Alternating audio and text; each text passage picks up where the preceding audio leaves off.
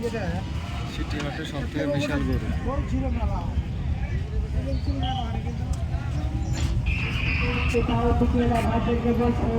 আপনারা গরু মহিষ গরু মালিকের সাথে দাম দর করবেন এবং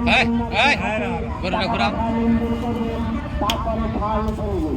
আপনারা দালালিতে সাবধান থাকবেন। আপনারা সকলেই পকেটমার অজ্ঞান পাখি মালুম পাখি ছিনতাইকারী হতে নিজেকে সাবধান থাকবেন।